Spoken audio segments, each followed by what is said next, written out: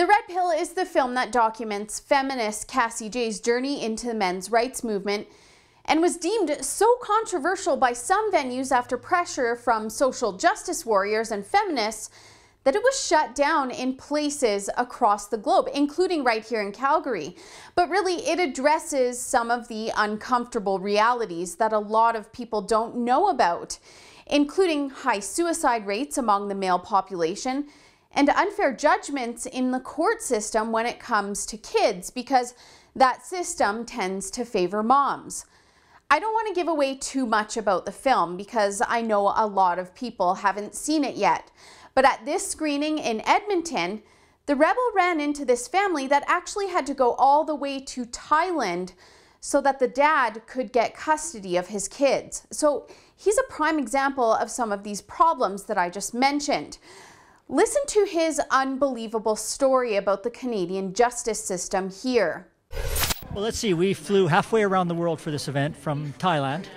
And I was in Thailand to get custody of my children because Canada completely destroyed our family because the justice system is just so sexist and biased. It really did a lot of damage to us. Fortunately, in Thailand, we got a fair outcome. So I got full custody of my children, and we're now back in Canada as of about 48 hours ago. Yeah. Currently, our justices are trained. I forget the university in the East. All of their training comes from women's gender studies programs. All the family programs actually have a huge focus on women. There's no men's voice, and I saw this when I was a young instructor in universities, where I saw all the gender studies programs coming in and with a complete focus on women. And right then, 30 years ago, I knew we were headed for a problem because there was no men's voice, no voice for fathers. And that's gone through our government, through our judicial training, our legal training for lawyers. All they hear is one side of the conversation. Women, women, women. And even when you talk about family, it's still women, women, women. So one of the first things we need to change is to get men's and fathers' voices into the legal system, into the government training, into the universities. I think that would be a good beginning. And I'm really concerned, I fought very hard for men's rights, thinking about my son and my daughter too, because if we break our sons, then our daughters don't have good husbands or good role models or good people around them to protect them and help them. And so I think the children and ultimately the generations following us will suffer even greater damage if we don't start to fix this right away.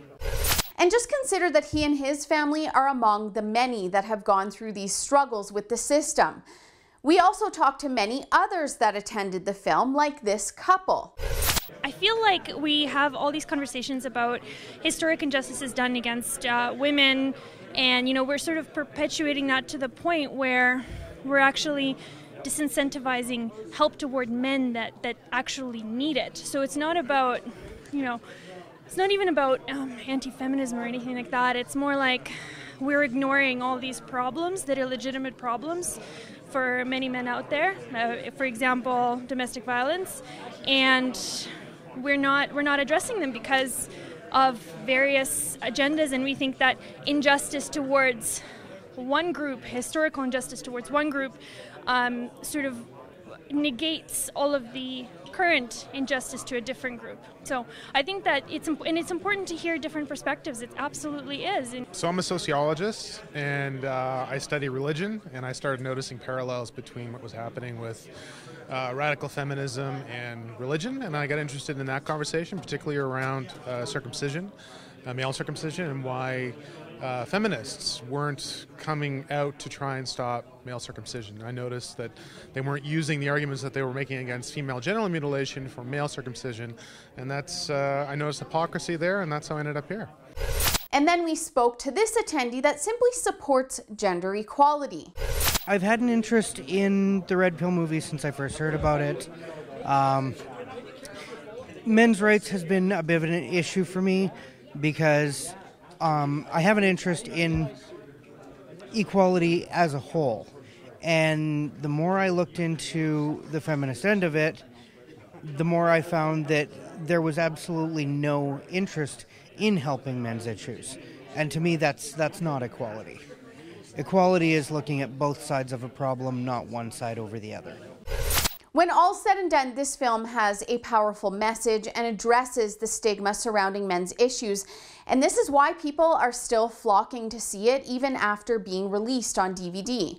If you're interested in picking up a copy or streaming the film, it's now available for purchase at www.theredpillmovie.com. There's also a list of screenings on that site, so make sure to check to see if there's one in your area. For the Rebel.media, I'm Holly Nicholas. Thanks so much for watching. We're trying to raise $1 million for the Spear children after Justin Trudeau and the Liberals apologized and awarded $10.5 million to convicted terrorist Omar Khadr, who killed their American father on the battlefield. Please visit spearkids.com if you can help us out.